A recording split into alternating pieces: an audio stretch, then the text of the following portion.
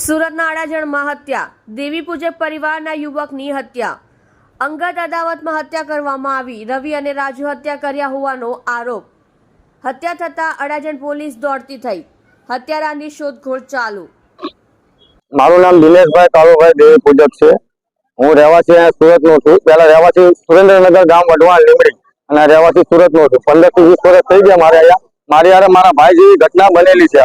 તો એ લોકોએ અમે લોકોએ અમારી નાકમાં એક હામી બેસાડેલી કે આ વસ્તુ કોઈ કરવા જાય, મારા તલક વાત હતી કે આ વસ્તુ કરવા જાય તો એનું આપણે આ લોકોએ દંડ આપવાનો। તો એ દંડ કેવો હતો? 20,000 રૂપિયા એ લોકોને 6 મહિના માટે અમે આપેલા। તો 6 મહિના ચાલ્યા ગયા અને એવો કદમ કોઈ ઉપાડેલો નહીં। તો આ લોકો મારા ભાઈ પછી 12 મહિના પછી આ ઘટના પાછી ઘટી તો મારો ભાઈ ચાલ્યો ગયો અને એને થઈ ગયા 8 થી 9 મહિના। 9 મહિના પછી એ લોકો રોજ મને કહેવા આવતો કે ઘરવાનો એની બૈરીનો એ તમારી બૈરી ગોતી લાવો તો ગોતી લાવ્યા મારા ભાઈ લોકો। ગોતીને સૌરાષ્ટ્ર લઈને અહીંયા લાવ્યા સુરત લાવીને એમને કીધું કે હાલો તમારા હાથો તમારો માણસ, તો એ કે આ માણસ તમારે જોઈએ નહીં, તમે લઈને જાઓ। આ બધી ઘટના ઘટી ત્યાં કોસાડ અમરોલી આવસમાં। તો એ લોકો કે તમે 5 લાખ રૂપિયા આપો, 5 લાખ દંડ એ લોકોનો દંડ અને 2,51,000 જે સમાજ જે અમારા વાઘરી સમાજમાં દેવી પૂજક સમાજમાં છે ને હલકટમાં છે ને કૂતરા એ લોકો માંગે છે અમારી પાસે। મારા ભાઈ તથા એ બી દેવાનું હા પાડ્યું તો મારા ભાઈ માટે દીવ હત્યા અને હત્યા કરી નાખી સાહેબ। હત્યા રાજુભાઈ દેવી પૂજક, રવિભાઈ દેવી પૂજક એના છોકરા, રાજુભાઈ ભુરિયાભાઈ દેવી પૂજક એના છોકરા, એનો જમાઈ અને મેન માણસ છે હરેશ અને એમાં 3 જણ બીજા જોડાયેલા છે। એક છે એ તમને હું નામ બતાવું, એ માણસનું નામ હવે હેમુભાઈ છે અને એક છે પછી બીજા છે એનું નામ રાત્રે એ લોકો જાગીરાબાદ લઈ ગયેલા। જાગીરાબાદ જે એસએમસી કોટેજ મોદી આવાસ નવા બનેલા છે 11માં મને ઘર પાસ થયું છે, એના આમાં ઘટના ઘટેલી છે। એની બાજુમાં એ લોકો દારૂનો અડ્ડો હકાવતા હતા। એ દારૂનો અડ્ડો હજી બી ચાલે જ છે।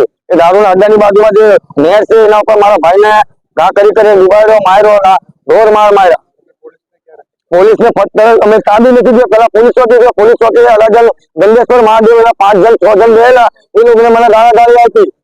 એ 5 જણ બેસેલા એમાં એક જણ તો આટલામાં હતા, એ મને દેખાતા નહીં, હું તમને કહું। હા, પોલીસ વાળા કે ચૂક મારી અહીંયા હું આવો છો, એ કેસ તમને અહીંયા લાગે કે અહીંયા નહીં લાગે કે જાંગીરપુરા છે, જાંગીરપુરા એટલે હું રહું છું અડાજણમાં અહીંયા ગંગેશ્વર મહાદેવ રહું છું, મારો કેસ ક્યાં કેમ લાગે જાંગીરપુરા? મારે રવતા લાગે ને વિસ્તારમાં સાહેબ। તો એ લોકો મારો કેસ લીધો ને કમ્પ્લેન એ કે 100 નંબરમાં કમ્પ્લેટ કરતો, 100 નંબરમાં કમ્પ્લેટ કર્યો તો 100 નંબરમાં એક રાંદલવાળા આવ્યા, એક ગંગેશ્વર મહાદેવ વાળી જીપ આવી અને જાંગીરાબાદ ની આવી।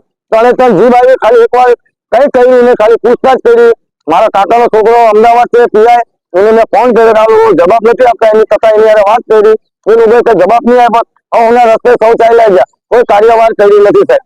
હવે આ સાહેબ કહે છે કે 2 જણ 3 જણ એસએમસી માં ગયેલા, હું કર્યું સીઆઈડી વાળા મને નથી ખબર। એ ઘટના ઘટેલી સિવિલ હોસ્પિટલ નથી ને 3:30 વાગે આવ્યો। પેલા હું નાઇસવેર દવાખાનામાં ગયો, એ ભરવાએ બી મારો કેસ નહીં લીધો મારા ભાઈનો।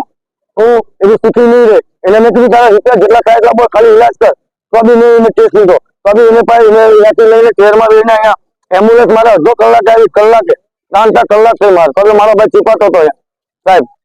એ બધું થયું, એ બધી ઘટના થઈ મારા સામે તો મને ખબર છે કે કેવી રીતના થઈ, મારે ઇતિહાસ કરું ને અત્યારે મને ખુદને એમ થાય કે મારે બોલવા લાયક નથી।